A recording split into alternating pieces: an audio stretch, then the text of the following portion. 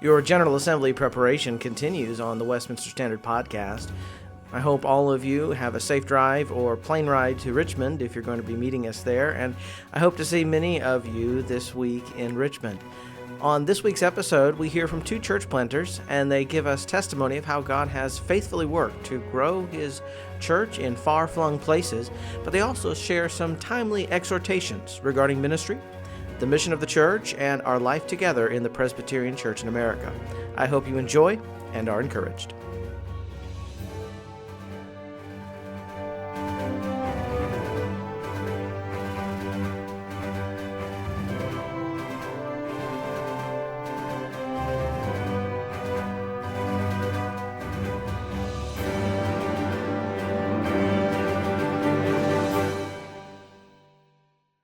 Hello, this is the Westminster Standard Podcast. I'm Ryan Beasy, and today I am joined by Brad Mills and Ben Kappers. Brad is a pastor of Brandon Presbyterian Church in, you guessed it, Brandon, Mississippi, and Ben is the pastor of All Saints Reformed Church in St. George, Utah. Ben is church planting now, and Brad has come off the field as a church planter, now pastoring in a traditional setting. So why don't the two of you give some brief introductions, and then I'll ask you a bunch of questions about church planting. Brad, you want to start? Good. Sure. Very briefly, I grew up hopping several different denominations and churches with my dad, never really settling down. And then ended up in EV Free. So some people call that E-Free, Evangelical Free Church. It was a good, large church, big youth ministry, and I got plugged in junior high, went to summer camp, was soundly converted then, but did not have any kind of theological or Reformed training. And so throughout high school, I felt called to ministry, but I didn't have a sense of how I would go about that. I just thought, well, I'll just go start a Bible study and see what happens. And that seemed reasonable to me. So I ended up going to meeting my wife, and we got married. And a year later, I was at Calvary Chapel Bible College. And in that first year, met a Calvinist, and that changed everything for me. I realized I can't stay Calvary Chapel. Came back and took about 5 years of being reformed more and more to finally settle in the PCA. And settle in the PCA? What do you mean? You settled? I didn't settle down, to establish myself in the PCA enthusiastically. In fact, I kind of started to attend the church because I liked the gospel preaching. And then I said, but I'm not going to baptize my kids. Don't worry. You're never going to get me to do that. And a few months later, I was doing just that. So it was great. Became an intern at First Pres in Jackson in 2008 while going to RTS Jackson, and graduated in 2012. I went back to my hometown, Fresno, and planted a church, initially Grace Clovis, and then we bought a building in 2020 in Fresno. So we changed it to Grace Presbyterian Church Fresno. And then in July of 2023, I transferred my ordination or my call to here at Brandon, Mississippi. So we'll have more to say about that, but that's in brief. Yeah. And Ben, you were in the Dutch Reformed Church from the cradle, is that right? That's right. I was born and raised in RCA churches, first in the Chicago area, then came of age in Wisconsin, and then took my creative self to an RCA college. And then I worked at an RCA summer camp, and that's where I met my wife. We have a mixed marriage. She's CRC and I'm RCA. And so there were some big cultural differences that you had to overcome. Big cultural differences, yeah. And so we moved from there to popped around a couple seminaries, graduated from RTS in Jackson. That's where I met you guys. Was ordained in the RCA, served two different RCA churches, the second of which we transferred together in about 2014 into the PCA. And that was a good move to move from the RCA to the PCA.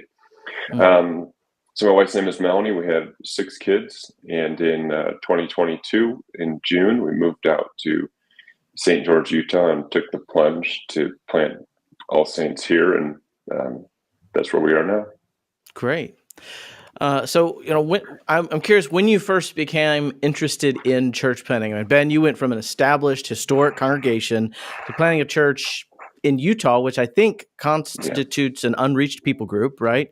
And then Brad, you went from church planting among the unreached people in the People's Republic of California to now pastoring an historic church in Mississippi, one of the best places to be a pastor in this country. That's right. So when did you get the bug? I guess the church planting bug. Well, I met with my pastor when I started attending the PCA, and I had felt an internal call to pastoral ministry back in really late junior high, early high school. My junior high pastor just planted the idea that I should think about ministry as a vocation. And so throughout high school, I was exploring that. I was president of the Christian club. I was leading Bible studies at church, and I was just always involved and thinking, I think this is what I want to do. But when I became reformed, I realized, now I got to go get an education, and now I have to actually, learn about history and understand how to write and read better. So all of that was a shift for me. So I was like, I don't know exactly where to go. I started meeting with my pastor and said, I feel an internal call, but I'm not exactly sure about this external call, how you would evaluate that. And so he said, well, why don't we give you opportunities to preach at like the rescue mission, for the men's rescue mission, and then lead a Bible study, and we'll give you back some feedback. And so that experience gave me sort of that confirmation from the session to go. And before I left, he went and took us out to ice cream or something and said, hey, I know you're not thinking about what you're doing after seminary, but I want you to start thinking about coming back, planting a church here out of our church. And, here's my vision for that. And I was enthusiastic about it from then on. So basically 2008, if someone said, what do you want to do afterwards? I would have said, plant a church. So that's where the bug came for me. Wow. So it was most of your seminary career that I am going to plant a church. I was open to other things at that point, but I was fairly, Ligon Duncan asked, if you could do one thing, what would it be? And I said, well, if I felt confident that I could do it and that I had the funding for it, I would plant a church back in Fresno. And he said, I think you can do it. So he was like, is Carrie on board? Yes. Okay, then you can do it. So that was kind of the confirmation at the end of seminary that I got, but I was definitely exploring it all throughout. So 8 years from core group to owning a building in California. That is a remarkable timeline. Yeah, didn't really have a core. I mean, it didn't work out the way we all planned it on paper, but initially we did not have a core. I can't imagine that ever happens. we had a church that was willing to provide like temp session and resources for leadership and just camaraderie, but it wasn't that the church had a core team to send with me. So I really started from scratch, but some of those early members did come. And it was a little bit of tension for a while there, but we worked through that, and it was essentially it ended up being a good thing. But yeah, we started with just another couple praying together in our living room, and then did that for a month, and then did a Bible study and started inviting more people. And once we launched with worship services, about 6 months later, that's when we started to see, some members from the mother church start attending. So, and Ben, you went from a historic established congregation, and I think you took some members from the Chicagoland area, and y'all moved out together to St. George because there really isn't a much of a Christian. I know you're sharing a building with another congregation, so there are some Christians there, but there wasn't. You were not addressing the felt needs of St. George, right? You're addressing the real needs. Yeah. So I'm kind of the opposite of Brad. I had no interest in church planting whatsoever. When I was going through ordination with the RCA, they gave us a form to fill out, like 10 different ministries, and you had to rate them 1 to 10, what you'd be interested in doing. And I rated church planting as number 10. It was below like prison chaplain and all that other stuff. I love it when that happens. I think I rated like youth ministry 9 and church planting 10. And so just had no interest, and that wasn't really on the radar. But for me, I came out and visited the area here on a trip with a group of people from my previous church. And as we're driving around, looking for church, looking online for a church, just couldn't really find hardly anything. And I checked out the PCA's website, nothing. I looked in the NAPARC Church Finder site. There's nothing. And I thought, well, what is there? And, so I went to the Google Maps and I Googled church. Well, then the whole place lit up with these little dots. I started clicking around and I realized, okay, these are all Mormon meeting houses. These are war buildings. These are not churches. And so when I started poking around looking for actual churches, I found maybe between 12 and 18-ish. In St. George broader area has a couple 100,000 people.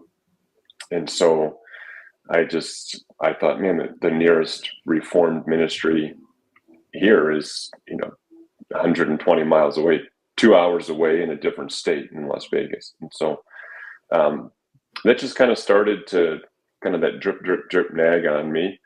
And it seemed like nobody else was interested in filling what I feel is a big need here. I mean, less than 2% of the people in St. George have any kind of Christian or evangelical identity, and that's just self-identified. If you took all the churches and you put the attendance together, you'd come up with a lot less than 2%. Yeah.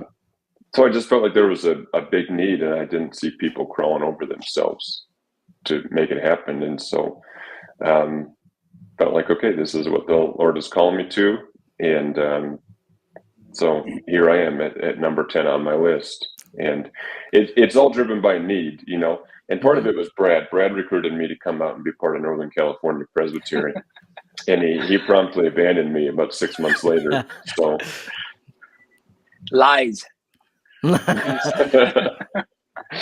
And so did you go through church planting assessment and all of that, both of you, or because it was a daughter relationship? How was that process? Because there's all these moving parts with church planting. There's the presbytery, there's the man, there's the M&A. How was church planting assessment for you? Ben, you want to answer that one first? Yeah, sure. So I did assessment during the COVID years. So I didn't get to or have to. I guess it depends on how you look at it. Go to Atlanta and go through the full process. So I have kind of a truncated view, and it was a good experience in a lot of ways, and it was good. Particularly, I think it was good to have other people evaluate and identify strengths and weaknesses and go through that. I thought that was helpful. But by the time I got to the assessment, we already had 3 other families who were going to be coming with, and I think it's pretty hard to not give somebody a passing grade when there are 3 other families who are willing to move almost 2,000 miles across the country, leaving homes, jobs, all that kind of stuff. So I think maybe that had a big impact on the assessors as to whether they thought that this was something that was going to be viable, whether we were going to be viable. So you just got passed along because of demographics. Is that what you're saying? Yeah. Yeah. I just used my friends, but no, it was a good, fine experience, but mine wasn't the full experience that other people go through. I suspect Brad went through a more rigorous program. Yeah, we did it the last year of seminary, so 2012, and I think it was about 6 months before I was graduating. So I was still very much like heavy in the books, academically thinking, and just it was a little bit of a different kind of atmosphere, and what they were looking to see, I think, was maybe even a bit unfair for someone coming at in the fourth year of seminary. I think that the expectations of you not having theological jargon coming out in your preaching and things like that. So there were some things that I thought was very helpful. They asked a lot of hard questions to my wife and I that was good to think through and say, are we emotionally ready for the challenges of church planting? I think it, like Ben said, some of the strengths and weaknesses, being able to see if you're actually you see your own weaknesses the way your friends and mentors see them, because you had to send like the questionnaire to several different people, like someone above you, someone who's a peer, and then someone who you've mentored in the past, and get their feedback. And you could see if there was some significant discrepancies. I think I'm a very humble person, but this person thinks I'm arrogant. You know, so it's kind of good to be able to see those and go, okay, what can I do to safeguard against those weaknesses? But I do think that they had just expectations that everyone coming through, like they had an ideal that unfortunately is just not everyone. You know, I mean, it's along the lines of, we expect you to be like Keller, or at least really aiming, that's your target, is to be like a Tim Keller church planter. And so big city, exact same model in terms of the way you go about it. The way you go about starting your core team, how long your core team lasts, all of those, the timeline and planning. I think I would want to meet with someone afterwards, after they've gone through assessment, and say, take all of that with a grain of salt, because when you're actually doing the church planting, so much of this is just using discernment in the moment, having wise counselors around you who can support you. And the one thing that I think is actually, I would love to see it change, is the coaching, their idea of church coaching and the model that they kind of promote, which I don't think anyone has come out of assessment without a recommendation to have a professional coach. And those professional coaches are usually previous church planters who may or may not have been successful in their own experience.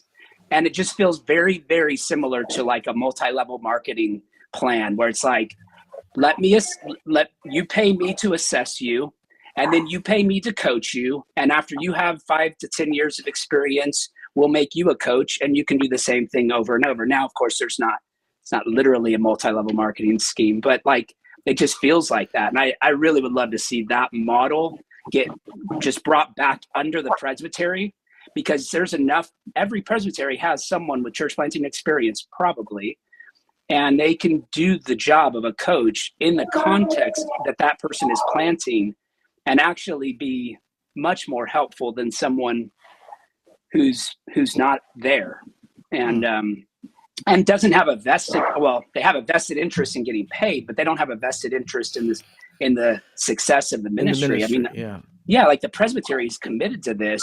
Let the presbytery deal with this. So again, I feel like that's like I am being critical about that one component. It's that I think is a model that needs to change. Yeah, that's interesting. I hadn't heard anything about coaching. I thought coaching was something you did for your kid's little league, but when I came out to where I am now, there's a whole bunch of talking about coaching, and I think it was even suggested when I was examined that, let's get him a coach. And I think one of the senior members of the presbytery said, yeah, and get him a pair of Nikes too.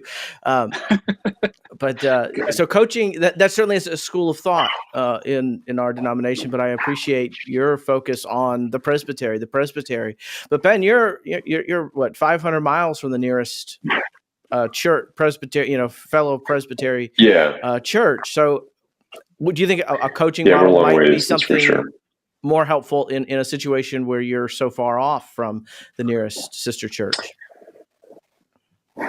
Yeah, I don't know much about the coaching model. It was recommended. I've seen not so good results. I don't know that I've known lots of people that have done it either, so I don't have a good cross section. But I agree with what Brad said. It seems like there is a bent towards kind of the Keller stream of church planting, and I don't really know that that's what I was aiming for. So the assessment had strengths, but it definitely had a feel that there was an ideal that was not what I'm aiming for. One thing I did have a really good experience with was I had a fundraising coach who helped me to put materials together, helped me to make connections, to know what to say, what not to say. No, not a marketing coach, but how to think through the right way to approach people. And that was worth every dime.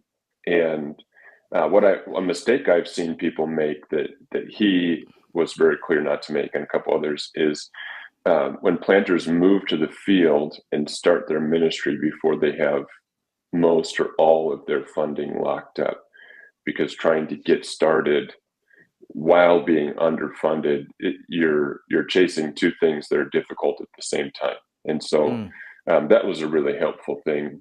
That was a really helpful thing for me. But what Brad said as well, with kind of the parameters of how big your group needs to be, how long you should meet before you start worship.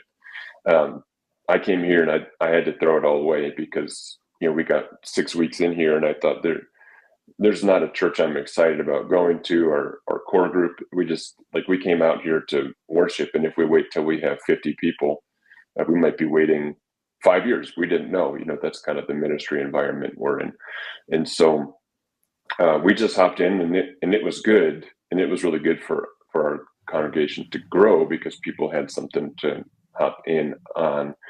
So I wouldn't throw the baby out with the bathwater, but I would really recommend what Brad said, is finding people who've been there and done that before, who are maybe locals. That wouldn't have worked for me, but people who have that experience that can help guide and shape your own unique situation.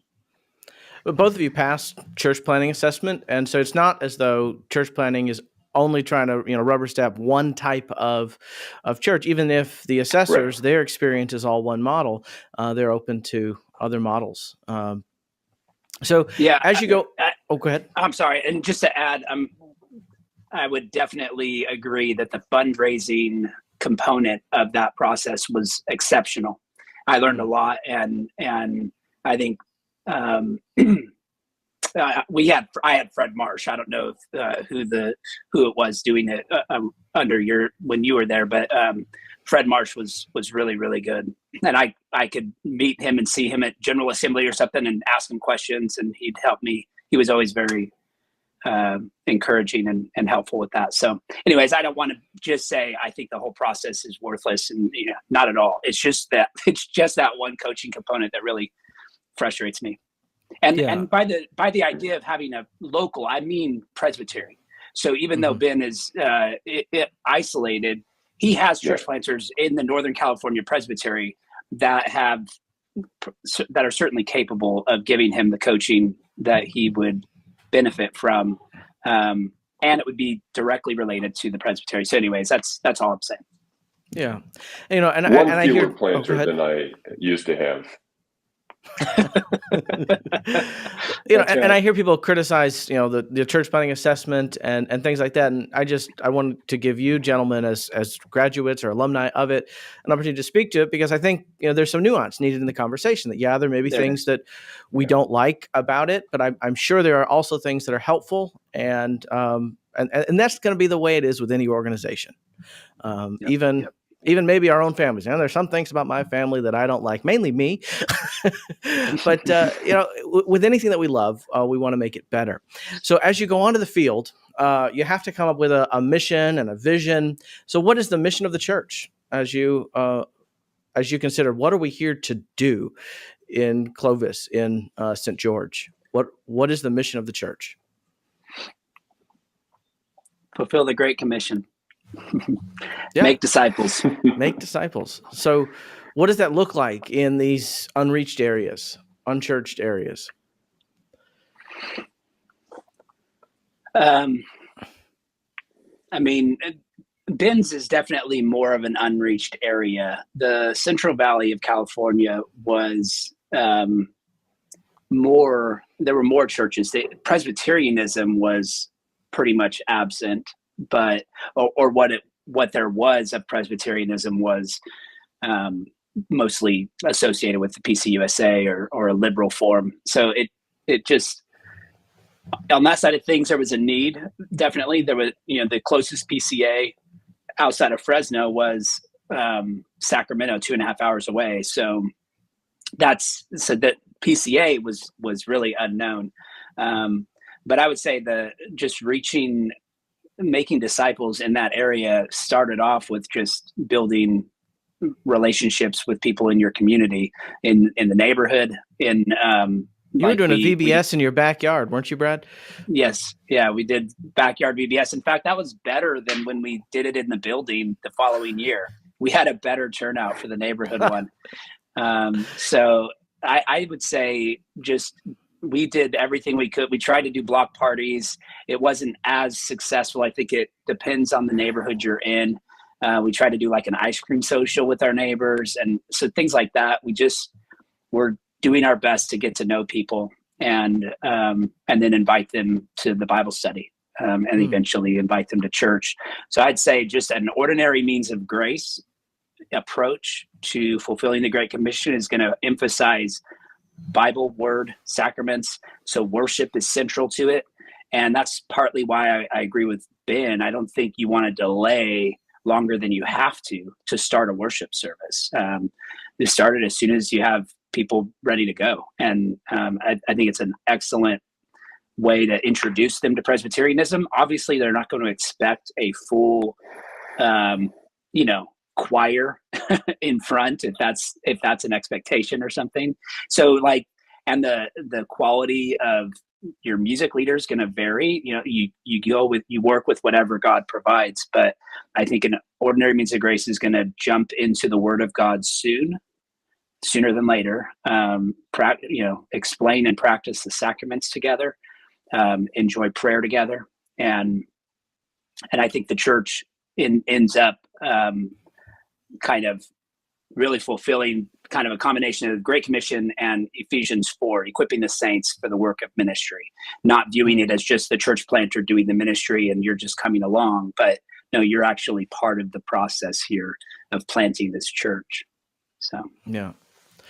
And so you would see the church then, as she fulfills her mission of making disciples, and then those disciples are better equipped to fulfill the cultural mandate of being fruitful, multiplying, filling the earth, subduing it. But it's not the church's job to subdue the earth. It's God's people's job to subdue the earth. Absolutely. So with that classic understanding of the role of the mission of the church, how do you go about drawing people in, right? Ben, you took a core group with you. Brad, you kind of had some coming after you had your own building and, it was neighborhoods. But how do you draw people? I mean, when I was growing up there was a church plant, and it seemed like the only thing they did, they just put one of those little sandwich boards outside, come worship with us at this time. And I thought, well, I'm glad I know where they're meeting, but that's really not going to draw people in, just a sandwich board. How do you do that? What's the means by which you catch people, as to use the Lord's metaphor? Yeah, so for us, we do have sandwich boards, and it's wonderful, but it's mostly to make sure people don't drive past the right. Yeah, nothing against sandwich boards, in case anyone was wondering. No, I just ordered some new ones for an event we're hosting next week, so I'm a sandwich board advocate. But for us, it's a big part of it. Well, the first part of it for us was, we're the only Reformed church in town. Our Reformed Baptist friends would maybe take a little bit of issue with that, but I don't think those two words should go back to back. And so we're the only Reformed ministry in town. And so there were people who were wanting that. And so that was good. So we were able to connect with them right away. But St. George is the fastest, or one of the fastest growing areas in the country. And so as people move in that are looking for a church and looking for a Reformed church, they find us. So I would say our ministry's been going for a little over a year and a half now. Probably of our regular attenders, maybe 3/4 of them would not have lived in St. George 5 or 10 years ago. So that's a big part of it for us. But another part is, people have neighbors, they have friends, they have coworkers, right? So in the early days, we didn't have resources, especially manpower, to be putting on events of this kind or that kind. So we used just the regular relationships that people had to bring people into the church, right? To invite people to the church. And that's been effective. We just now next week have our first kind of big church-wide event. We're hosting a 2-hour seminar, presentation, and a question and answer time on the topic of who is God. And we're hosting it at the university. We're bringing in Dr. Bruce Bogus. He was our professor. He's at Puritan Reform now. And so he's going to give kind of an apologetic for the real God. And, if you know anything about Mormonism, they have a radically different view of God than the scriptures do. And so if you just talk about who or what is God, that's going to be so different from what we believe to what they believe. And many people who grew up in the LDS church have never heard of any other God. So just presenting people with the basic biblical truth that we might take for granted of who is God, that's kind of that's our hope to do. And so we've got 2,500 flyers printed out, and we're going around like crazy trying to invite as many people as possible. But it's inviting them in to hear the teaching of the scripture and have an opportunity to interact and ask questions. But that's our first big event.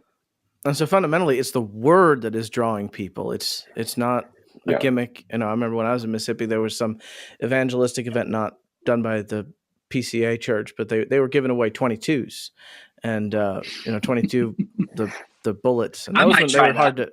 Well, yeah, but that if you're coming for the bullets, are you going to stay for Jesus? Whereas if you're coming because the word has drawn you, now I'm sure there's a place for the bait and switch, but I don't know how effective the bait and switch is.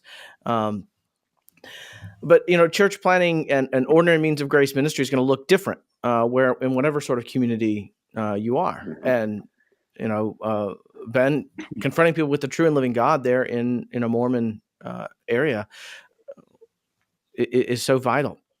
Well, what's something that in church planning that you didn't expect, right? You expect the unexpected, okay, but what surprised you? Where did you see God working amazingly as you were on the field?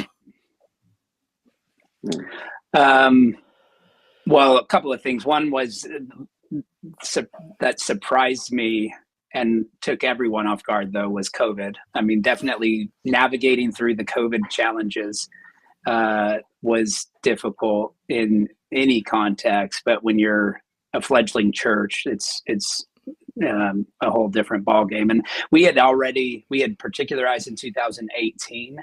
So this piggybacks off of the surprising ways that God kind of just worked amazingly, was that we actually grew through that season, probably because we were one of the first churches to get back into worship and to prioritize that in our community. And people appreciated that and started visiting. And then we got into a situation where we weren't sure if the church we were sharing with was going to survive.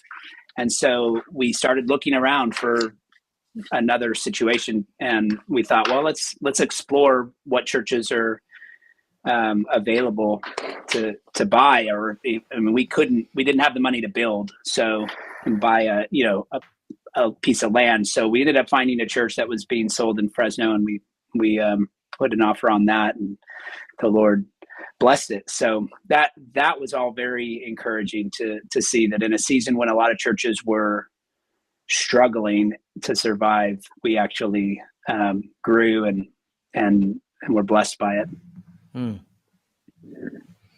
Yeah. I've heard that a lot, that, our church grew over COVID because we worshiped. We did what we were supposed to do. That we were the church. We assembled. Ben, you're still in the field. So where are you seeing God's amazing work? What was something you were unprepared for, and you found God to be sufficient in that when you just were at the end?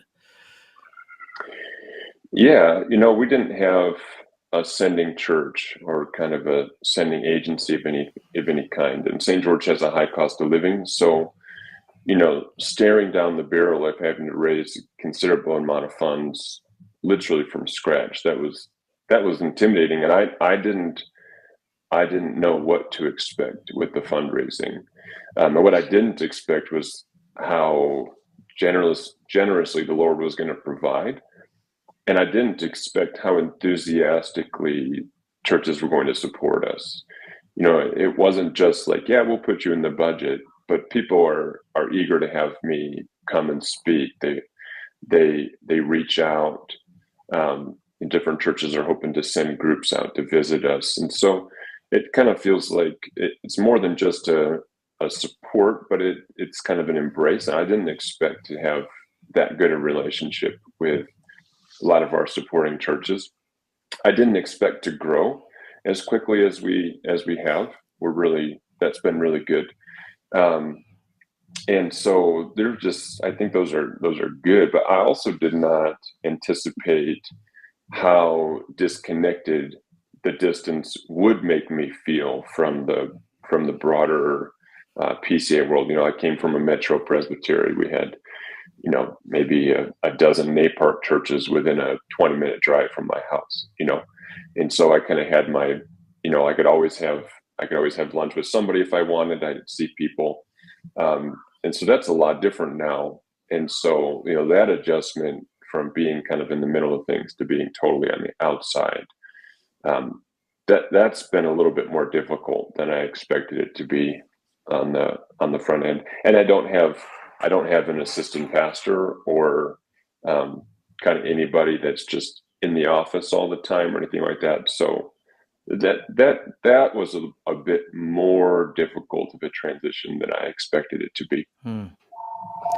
Yeah, that's something that I've noticed. Some church plants have this model that they're going to go with a senior pastor, they're going to go with an assistant pastor and a youth or children's director and a part-time secretary.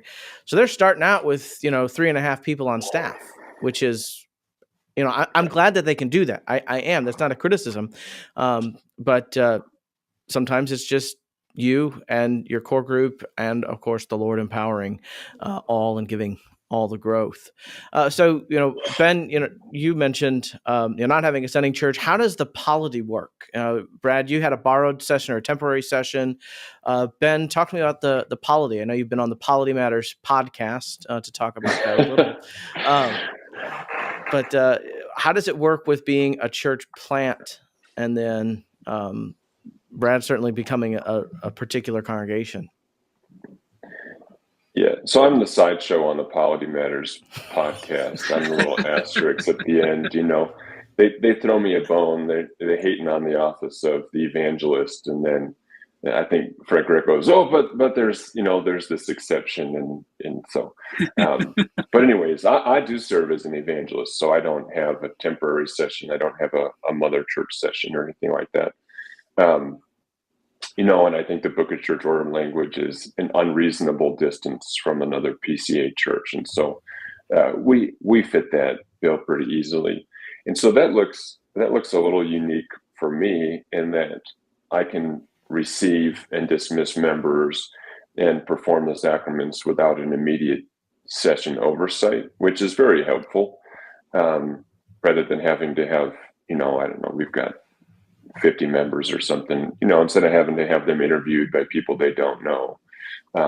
It's easier to do it in-house. But that does mean that I have more of a direct connection with the presbytery, where, our budget isn't approved by a session, our budget is approved by the presbytery. All that stuff is just different than it would be if we had a borrowed session, and I think it's the best setup for us right now. But it's a temporary form of government for sure. And, we look forward to having an opportunity to have our own session at some point in the future. But for right now, it fits our unique scenario and circumstances. And so that's where we're at. I don't know of too many evangelists in the PCA, but it's been a good fit for us.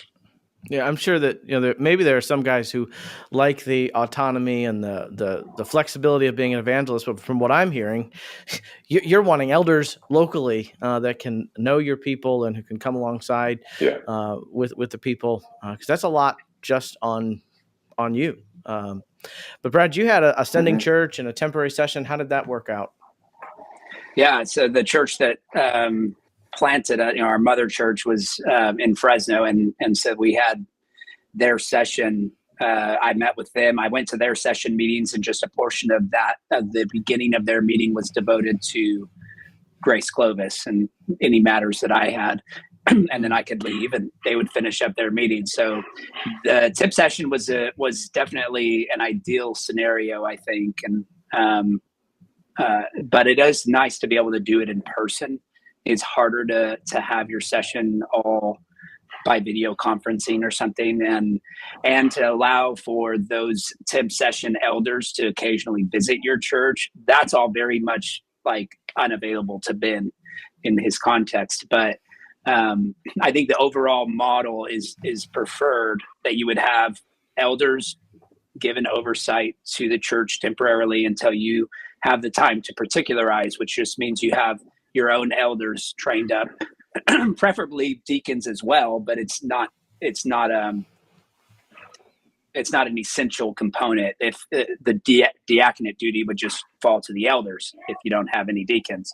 So you do have to take some time early on in your planting process to immediately start training and be evaluating and thinking about the men who you would want to take that role. And it took us about, I think, we launched worship in 2014, and we were beginning I was beginning to train elders in 2017. And both of those elders were there from the beginning of launch. So they were I was already using them in Sunday school to teach. They had already proven themselves in many ways to have a shepherding heart. And I was excited to see them ordained in the ministry. So I was grateful that the Lord provided that when he did. I think it's not always that for people. A lot of times you come in and you're doing everything from the ground up, and there's just not a lot of maturity or ability to preach and teach. And I had that from the start. So we were able to particularize in 2018. Wow. So it was 6 years from yeah. So 14 to 18 was when, that's from when we started worship. The year prior, we started prayer meeting and Bible study. So 5 years total. But I was already there as an assistant for church planting a year prior to that, as an assistant at Sierra View. And that was the church in Fresno. And so they ended up using, I really devoted myself that first year to just getting acquainted with pastoral ministry. Yeah. The second year was when I started thinking about core team development.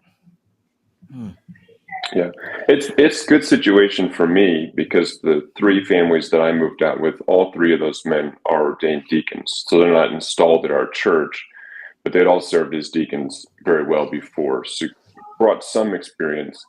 And then when we arrived, there was already a couple that are living in the area. And he served for decades as a ruling elder at churches in the Mississippi, in the Jackson area.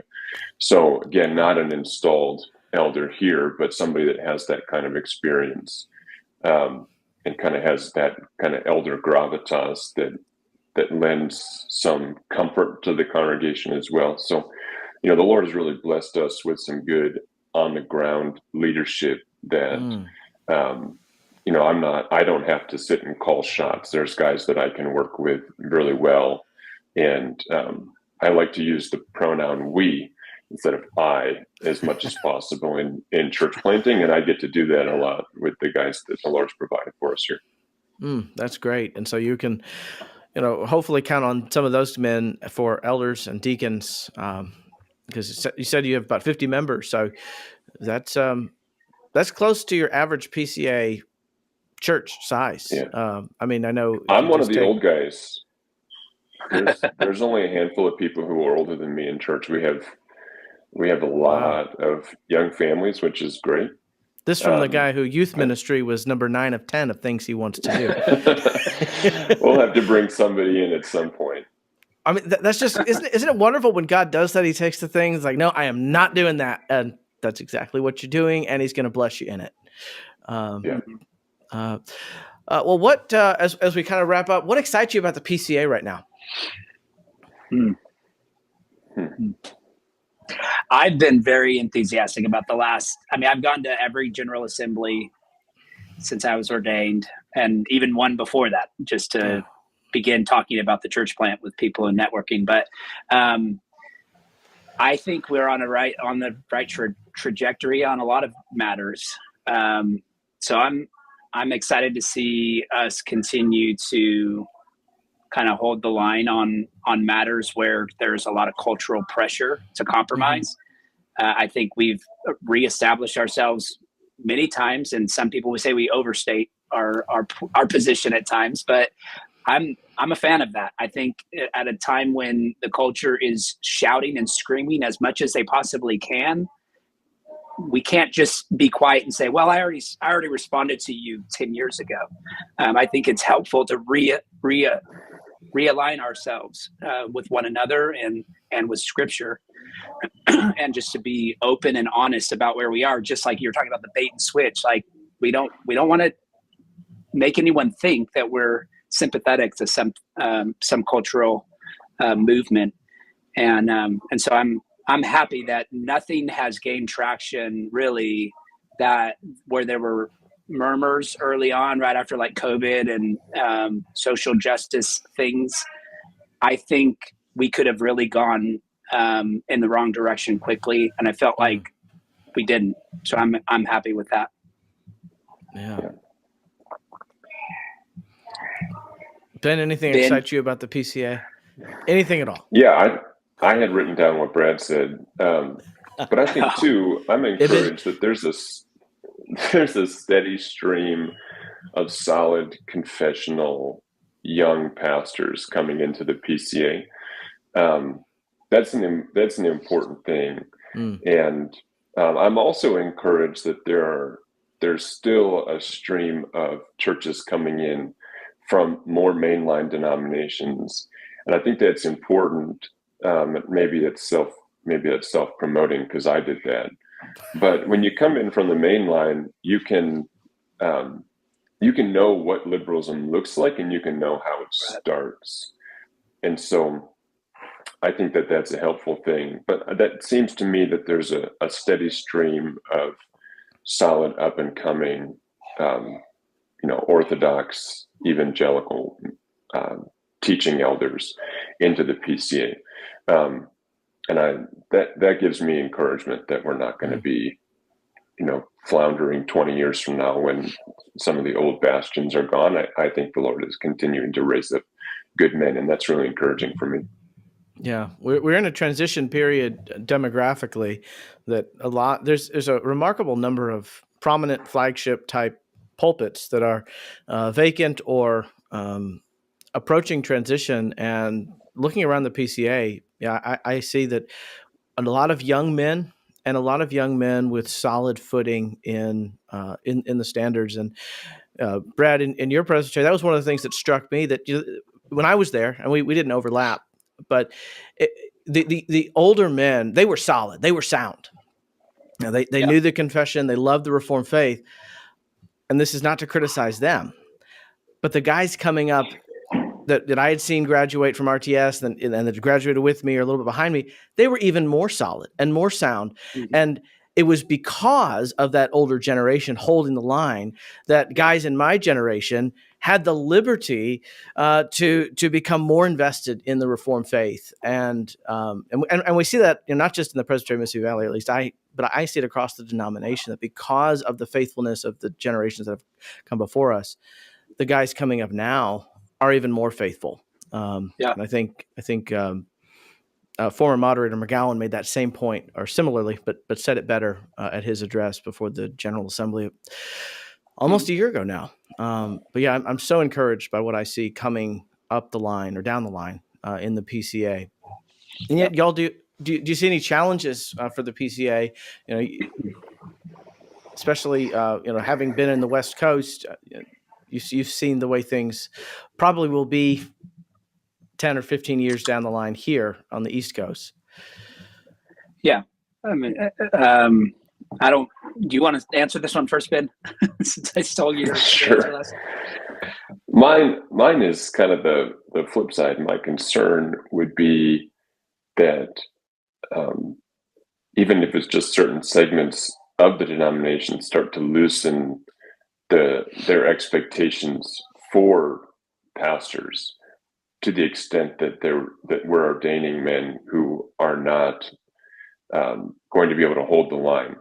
And once you start lowering a bar, it's very difficult to put it back up. And so my concern would be that, every time you lower the bar, or if you cave a little bit, then it's more work to kind of get back to that. So I think if I see something that could be dangerous moving forward, it would be that. It would be kind of the tendency denominations have, is to get comfortable and to get a little bit more lax in their examination processes. And so I hope that Presbyterians are able to be vigorous in their examination work, even if they feel like the denomination is currently sound. There's no guarantee that it has to stay the same. And so I'm hoping that what we have going now is going to continue through the next generation. Well said. Yeah. I think the idea of being vigilant against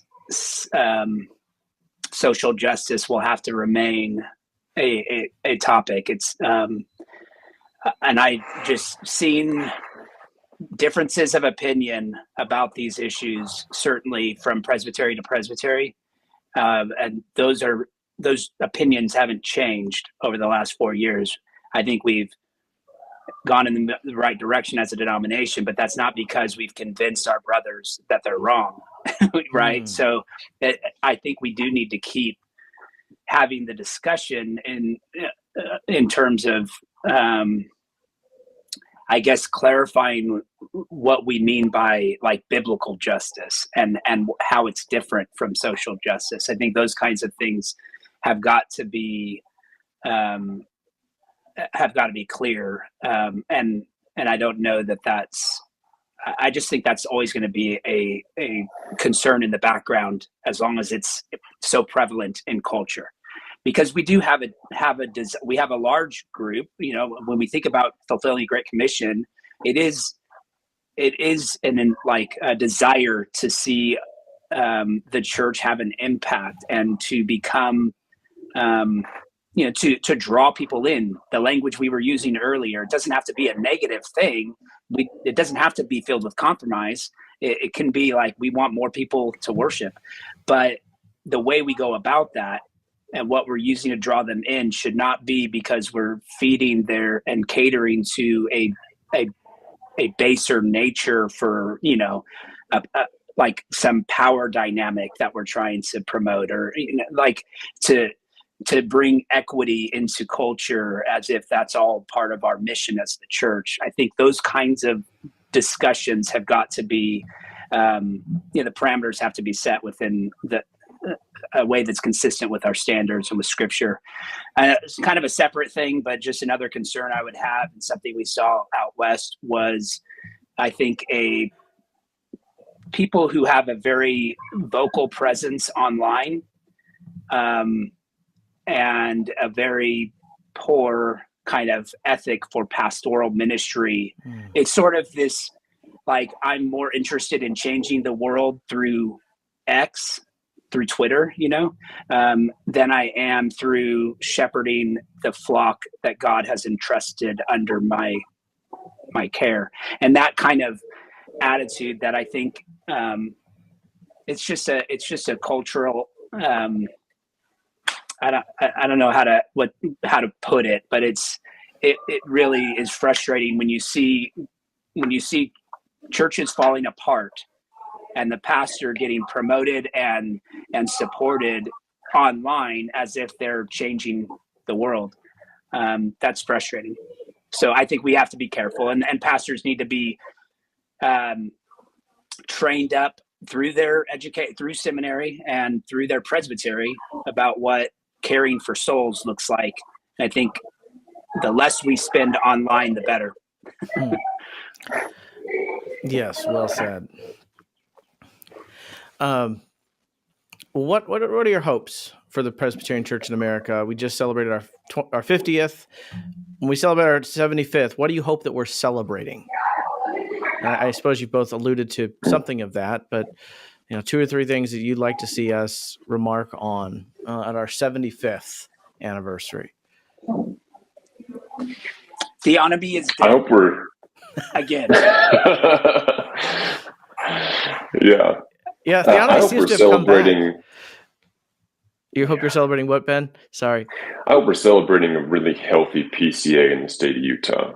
That I hope that we can expand our footprint, not just in this state, but that we can expand our denomination's footprint in regions that are generally untouched by conservative kind of confessional Presbyterianism. In the Mountain West is a lot of that. There's a lot of regions that you'd have to drive a long ways to find a good confessional PCA, OPC, URC, whatever.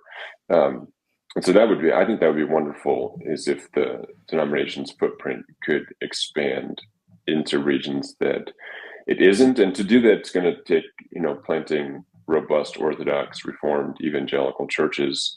And that's going to require men who are willing to do that and churches who are willing to send them.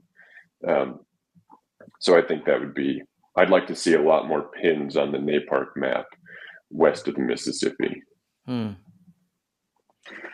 Yep. And I think the church, just missions minded, church planting and overseas, and again, church planting overseas as the focus.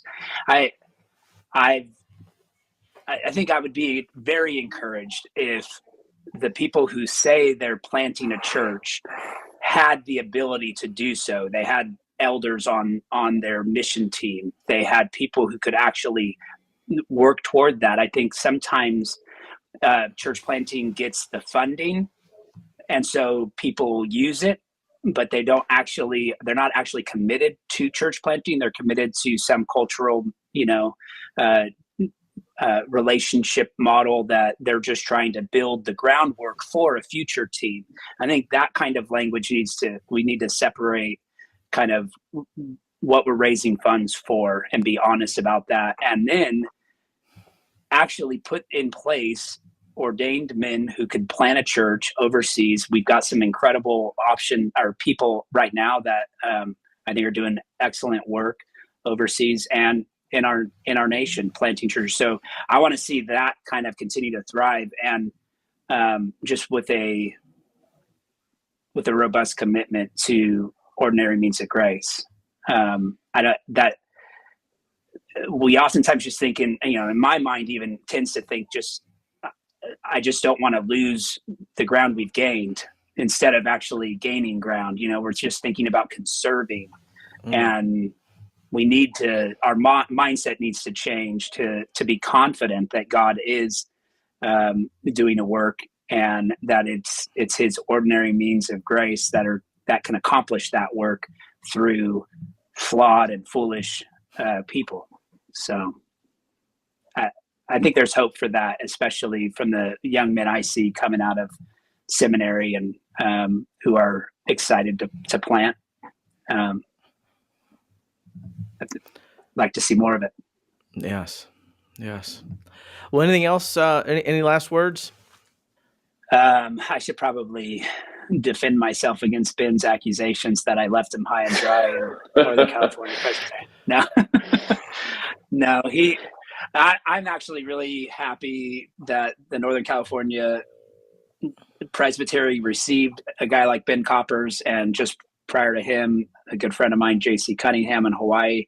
These guys are doing great work. And if your church is looking to support a church plant, talk to one of them. JC's not planting a church, but he is involved in planting churches in Hawaii, and has definitely places that he would encourage you to support and get behind.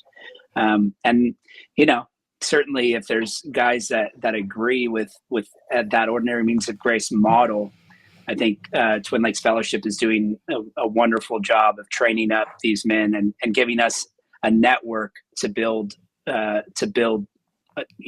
church planting funding from. And so I would just encourage people to look into that. First Pres Jackson hosts that every year right after Easter. So it's a difficult time for some, but it's just because it's right in the tail end of a busy season, but it's a really, really important kind of station, I think, for where Ordinary Means of Grace is being taught and perpetuated. So, yeah, much ground for encouragement regarding the future and the present of the PCA. So, thank you both for your time and your faithful ministries in the places the Lord has called you. Yeah. Thanks for joining the conversation on the Westminster Standard, which is the podcast of Jude 3. For additional resources or to make a donation, visit our website, jude3pca.org. As a reminder, the opinions and views expressed on this program are not necessarily those of Jude 3 and the PCA. On this program, we try to bring you a variety of perspectives, and we do not edit our guests for content, but hope to foster greater dialogue and understanding as we promote the historic, old-school Reformed faith in the PCA. Join us again next week for a review of this week's Presbyterian Church in America General Assembly. Also, throughout the week, if you're interested in the GA, you can follow the American Reformer podcast wherever you find your podcasts. The American Reformer will be providing updates throughout the week. I'll talk to you soon.